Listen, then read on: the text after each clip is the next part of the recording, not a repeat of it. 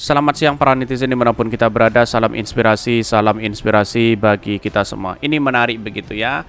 Terungkap elektabilitas Ganjar ternyata hanya 2% ya. Hensat menyatakan makanya pusing dia. Apakah benar 2% begitu? Kenapa di lembaga-lembaga survei yang lainnya begitu kan begitu naik begitu ya? Begitu drastis begitu, hampir 30% lebih begitu, bahkan ada yang 45% begitu. Di mana letak logikanya? Padahal di polling itu kalah jauh dibandingkan dengan Anies Baswedan begitu ya. Artinya apa? Artinya selama ini kan orang-orang yang kemudian disurvei terus itu kan sebenarnya menjustis orang bahwa pemikiran-pemikiran itu bahwa yang didukung oleh masyarakat Indonesia seolah-olah Ganjar di situ begitu. Padahal tidak begitu. Lembaga survei itu kan hanya memberikan narasi. Menurut saya pribadi hanya ingin membangun narasi atau hanya berupaya sebagai justice kepada orang begitu ya. Bisa saja itu terjadi begitu. Tapi mari kita baca terlebih dahulu komentar-komentar netizen, dan bahkan netizen ngakak begitu ya. Seperti ini. Ini komentar-komentar netizen ya, terungkap elektabilitas Ganjar ya ternyata hanya 2%. Hensat makanya pusing, mengatakan pusing ya. Untuk menyelamatkan peringkat ya, mungkin nama cawapres yang katanya kejutan diharapkan bisa menolong positioning GP ya untuk bertarung dengan capres lainnya. Tidak menutup kemungkinan Pak Mahfud yang diusungkan karena memiliki image yang baik dan memiliki kedekatan secara kultur dengan warga dan ormas dari Jawa Timur. Bisa saja itu terjadi begitu. Tapi kalau saya rasa kalau dengan Pak Mahfud itu jauh begitu ya. Jadi dia masanya dari mana begitu ya, walaupun kepercayaan hari ini mungkin ya, tetapi surveinya kok kecil begitu kan ya kan, itu ya, tetapi lembaga survei itu kan tidak menentu begitu ya. Kayaknya capres harus dikocok ulang ya, dan bokep sudah nggak bisa tanding lagi ini. Saya sudah lama nggak percaya hasil polling atau surveinya seperti ini karena dilakukan ya tertutup dengan terbatas. Secara ilmiah baiknya dilakukan terbuka dan transparan. Karena nanti bisa dipertanggungjawabkan di hadapan publik. Betul begitu kan. Yang namanya survei itu kan harus jelas. Uangnya dari mana, respondennya dari mana begitu kan. Ya metodenya dari mana. Metode kan bisa berubah-ubah begitu ya. Kalau masih belum menampakkan dan memulumkan munculan itu begitu kan, apa hasil dari dari hasil survei itu, lalu kemudian responnya dari mana begitu kan, itu kan saya kira tidak transparan begitu ya. Bahkan ada yang mengatakan PDP harus tuntut itu lembaga surveinya ya ngapusi selama ini rating Ganjar selalu always number one di antara dua kandidat. Lainnya di bawah rating Ganjar tak punya tahu. Ngeledes ini. Banyak sekali pro dan kontra begitu kan. Dikira masalah negara bisa selesai dengan lari-lari. Prediksi saya di menit terakhir PDP akan masuk barisan Pak Prabowo dan kader dari PDP jadi wakilnya. Bisa saja itu terjadi. Karena apa? Karena kalau semisal yang masuk adalah Anies Baswedan dan Prabowo di putaran kedua, maka kemudian semuanya Pak Ganjar itu akan mendukung Pak Prabowo. Dan disitulah yang kemudian Anies dihabisi luar biasa. Tetapi kalau Pak Ganjar yang masuk dengan Pak Prabowo, maka pendukung Anies Baswedan akan ke Pak Prabowo. Itu ada plus minusnya juga begitu kan. Bagaimana kemungkinan ya terjadi pada hari ini bahwa ya bagaimana dilolos di putaran pertama gitu. Saya kira Anies Baswedan lolos luar biasa begitu ya. Bahkan ini ya membalikkan fakta yang gini kelakuan buzzer ini buzzer Anies ini. Jangan-jangan di cancel ini nama emak ya.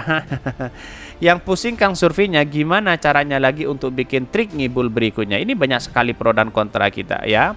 Melihat dari situasi dan kondisi hari ini bahwa lembaga-lembaga survei hari ini bisa saja tergantung siapa sponsornya mereka begitu kan ya. Karena pada hakikatnya bisa dibayar begitu ya. Tetapi mari kita baca terlebih dahulu beritanya. Ini beritanya terungkap elektabilitas Ganjar ternyata hanya 2% ya. Hensat makanya pusing dia. Ini banyak sekali begitu ya. Kalau 2% ya masih jauh begitu ya. Tetapi ini juru bicara Anies Baswedan Henry Satrio menyinggung perihal ya elektabilitas Anies Baswedan yang selalu berada di posisi buncit atau nomor 3. Tetapi banyak kok menjegal Anies Baswedan. Ada apa begitu? Seperti diketahui pada kebanyakan lembaga survei, elektabilitas Anies selalu berada di nomor 3. Keadaan tersebut sama dengan hasil jejak pendapat di lembaga survei kedai kopi yang dimiliki Henry. Saya setuju ya, karena di kedai kopi juga begitu nomor 3 ya, ujar Henry dikutip Wi Newsworthy di kanal YouTube Refli Harun. Namun di antara 3 nama dengan elektabilitas teratas, Ganjar memiliki swing voters dengan jumlah tertinggi ya. Swing voternya Ganjar itu paling tinggi 11-18%, sambung Henry.